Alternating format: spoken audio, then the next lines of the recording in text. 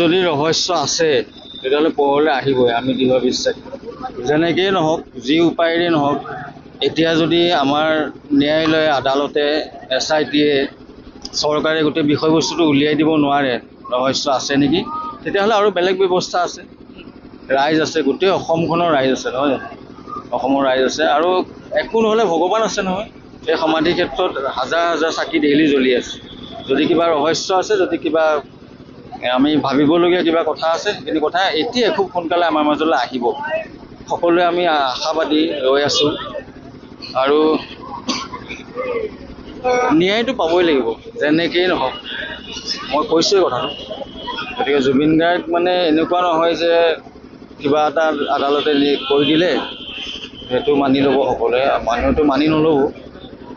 গতিকে ন্যায় পাবই, জুবিন গাৰ্গে ন্যায় পাবই। হয়তো দুদিন লেট হ'ব, দুদিন পিছত হ'ব, কিন্তু ন্যায় পাবই লাগিব। কি হৈছিলে ঘটনাটো আমি গম পাবই লাগিব। তাৰ কাৰণে আজি ৰেৱতী মোহন বৰঠাকুৰ ফাউণ্ডেশ্যন এটা ন্যায় যাত্ৰা আৰম্ভ কৰিছে।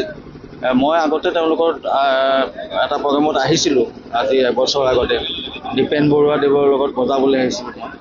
গতিকে বিভূতি মোৰ একদম একেলগে থাকোঁ, আমি আজি 18 বছৰ একেলগে আছোঁ। মোৰ ভাইটিৰ নিচিনা, আমাতকৈ অলপ সৰু, বহুত পুৰণা চিনাকি। বিভূতিয়ে মাতিলে, মই না ক'ব নোৱাৰিলোঁ আচলতে, বিভূতিয়ে কোৱাৰ কাৰণে। গতিকে ময়ো আহিলোঁ, আহি খুব ভাল লাগিছে। পৌৰ্ণিগুদাম বাকী ৰাইজে যথেষ্ট সহযোগ আগবঢ়াইছে। আৰু এজেগাত আৰু এটা অনুষ্ঠান আছে একেধৰণৰ, তালৈ যাম। জুবিন দাক কোনোবাখিনিত বৰ্তমান সময়ত এই মাহ সময়ত যোৱা যদি কোনো ধৰণৰ ৰহস্য জুবিন দাক মানে কিবা ৰাজনীতি সেই ৰাজনীতি শব্দটোৱে বুজি নাপাওঁ। ৰাজনীতি শব্দটোৰ লগত আমাৰ সম্পৰ্কই নাই। মই যিমান দিন বুজিব পৰা দিনৰ পৰা অকল তবলা চবলা বজাই থাকিলোঁ, মই সংগীততে সোমাই থাকিলোঁ। মই সঁচা কথা ক'বলৈ গ'লে মই একোৱেই নাজানো, একো বুজি নাপাওঁ। পলিটিক্স কৰিবলগীয়া কি আছিলে জুবিন গাৰ্গৰ লগত, আৰু এতিয়াওনো কি আছে, পাব কি? মানুহটো জীয়াই থাকোঁতেই পলিটিক্সসকলে টানিব নোৱাৰিলে কোনো, নহয় জানো? জীয়াই থাকোঁতে মানুহটোৱে যিখিনি মনলৈ আহে সকলো কথা স্পষ্টকৈ ক'লে, কাকো ভয় নকৰাকৈ। গতিকে মৰাৰ পিছতনো কি ৰাজনীতি কৰিব?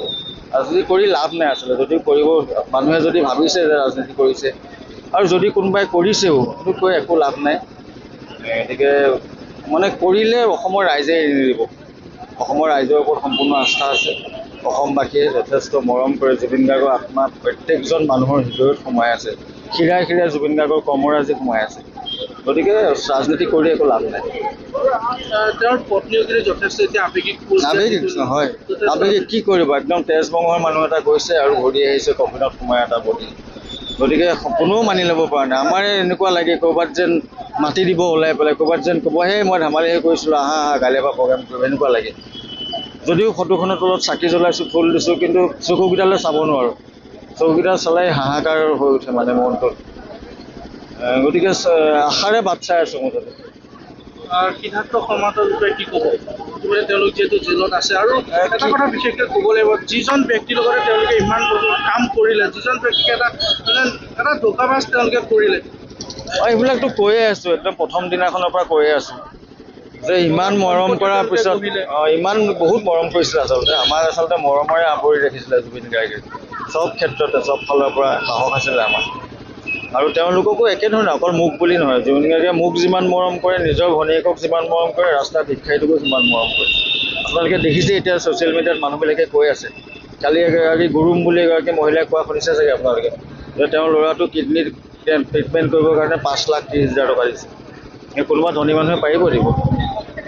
গোটেই পৃথিৱীতে নাই চাগে এনেকুৱা ধনী মানুহ। প্ৰত্যেকটো মানুহকে সহায় কৰে, যি হাত পাতি যায়। গতিকে সকলোকে মৰম কৰিছিল, আৰু চবতকৈ ডাঙৰ কথা জুবিন গাৰ্গে সকলোকে বিশ্বাস কৰিছিল। সকলোকে বিশ্বাস কৰিছিল। ইমান ডাঙৰ এজন ষ্টাৰ, জুবিন গাৰ্গৰ কামৰ এনেকুৱা মূল্যাংকন হয় চব জেগাতে। মই লাষ্ট যিখন বম্বেত শ্ব' বজাইছোঁ, বহুত আৰ্টিষ্টৰ লগত বজালোঁ। বম্বেৰ নামী দামী বিখ্যাত, অসমৰ বিখ্যাত, অসমৰ ভাৰতৰ সংগীত জগতৰ মহীৰূহৰ লগতো বজালোঁ। কিন্তু জুবিন গাৰ্গে দুটা গান ভালেই হওক বেয়া হওক যেতিয়া গাই দিলে, তেতিয়া গোটেই হলটোত থকা 1,000 মানুহৰ চিটুৱেশ্যনটো বেলেগ হৈ গৈছিলে। গতিকে জুবিন গাৰ্গৰ অৰাটো তেনেকুৱা আছে, গোটেই গানৰ ক্ষেত্ৰতে নহয়, সকলো ক্ষেত্ৰতে। গতিকে জুবিন গাৰ্গে ন্যায় পাবই লাগিব। ৰাজনীতিকৰণ কৰি লাভ নাই একো। সিদ্ধাৰ্থহঁতে শাস্তি পাবই, এফালে নাপালে এফালে পাব। আৰু মোক কৈছে কোনোৱে নাপালে অসমৰ ৰাইজে নেৰিব, আৰু ভগৱান আছে, ভগৱানে ইয়াতে দিব। আমি সকলোৱে, আপুনি মই চব দেখি যাম ইয়াত।